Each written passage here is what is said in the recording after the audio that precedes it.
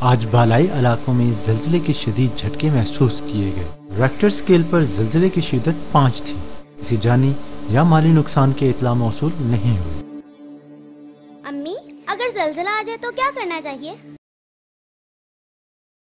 بیٹا، اگر زلزلہ آ جائے تو فوراً گھر سے باہر کھلی جگہ جیسے پارک وغیرہ چلے جانا چاہیے۔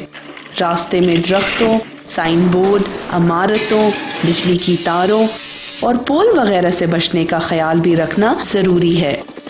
گھریلو بلڈنگ سے باہر نکلتے وقت لفٹ کا استعمال ہرگز نہ کریں۔ سیڑھیاں ہی محفوظ ترین راستہ ہیں۔ اگر آپ کسی بلند عمارت یا فلیٹس میں موجود ہیں اور جلدی باہر نہیں آ سکتے تو زلزلے کی صورت میں لکڑی کے میز کے نیچے خود کو محفوظ کریں۔ اپنی ٹانگیں مضبوطی سے کس لیں۔ اپنے سر کے اوپر کوئی تکیہ یا نرم چیز رکھ لیں اور آنکھیں بازوؤں کی مدد سے محفوظ کریں۔ میز کے نیچے جانے سے پہلے دروازہ ضرور کھول دیں اور چولہا، لائٹس وغیرہ بند کر دیں۔ کھڑکیوں، دروازوں، الماریوں اور گرنے والی دوسری چیزوں سے خود کو بچائیں۔ ابو، اگر ہم گھر پر نہ ہوں اور ڈرائیونگ کر رہے ہوں اور زلزلہ آ جائے تو پھر؟ ڈرائیونگ کرتے وقت زلزلہ آنے کی صورت میں فوراً گاڑی روک دیں اور جھٹکے ختم ہونے کا انتظار کریں۔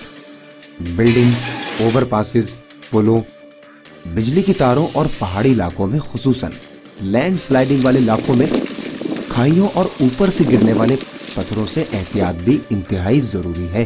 زلزلے کی وجہ سے سڑک بھی خراب ہو سکتی ہے، اسی لیے اس بات کا بھی خیال رکھنا چاہیے۔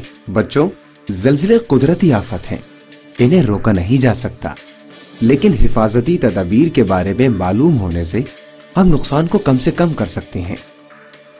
بابا، ہم اپنے کلاس فیلوز کو بھی زلزلے سے بچاؤ کے طریقوں کے بارے میں بتائیں گے اور ٹیچر سے بھی کہیں گے کہ وہ ہمیں اس کے بارے میں ضرور بتائیں۔ ہاں، یہ بات ہوئی نا عقل مندی کی۔